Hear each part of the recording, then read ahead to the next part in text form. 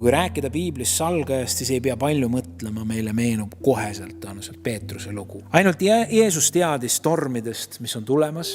Jüngrid istusid mõnusalt õlimäel ümber lõkke. Neil oli väga mõnus osadus. Ja need on need hetked, kui me vallutaks maailma. Need on need hetked, kui me ehitaks telgid, ütleks, et me tahame siia elama jääda. Ja siis hakkab Jeesus rääkima depressiivset ja negatiivset juttu sellest, kuidas kõik tema maha jätavad. Mille peale Peetrus ütleb, unusta ära Jeesus. Ma ei jäta sind mitte kunagi. Isegi kui teised seda teeks, mina ei jäta sind maha. Ja see oli Peetruse sõnum ja ma isegi kahtle, et ta poleks mõtelnud seda. Ta mõtleski niimoodi kogu oma südamest. Aga ta ütles seda lähtuvalt rahuolukorrast. Ja ta ei osanud hinnata oma seisukohti ja käitumist siis, kui on käimas sõda. Kes meist ei oleks andnud mingisuguseid konverentsi lubadusi? Kas ei ole nii, et usuelu on kõige lihtsam ühel vaimuga täidetud inspireerival konverentsil? Seal on kõik võimalik. Aga päris Jumala teenimine, armsad, ei ole kirikus.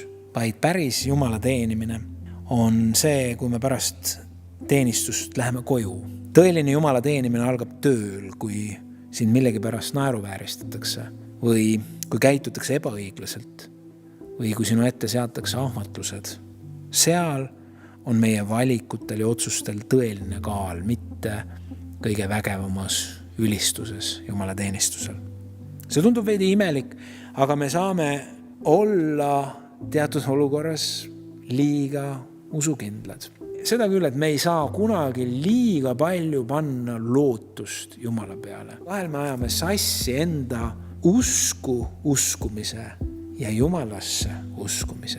Enda usu peale lootmise ja tegelikult Jumala peale lootmise. Vahel selle joont tõmmata, et mis on, mis ei olegi nii kerge. Ehk me vahel peame tõeliseks Jumala uskumiseks seda, kui me usume oma suurde usku.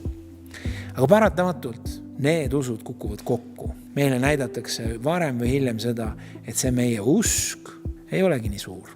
See ei olegi nii kindel kalju, millel seista. Ehk võiks öelda parem arglik usk kõikvõimsasse Jumalasse, suurde Jumalasse, kui suur ja enesekindel usk meie usku.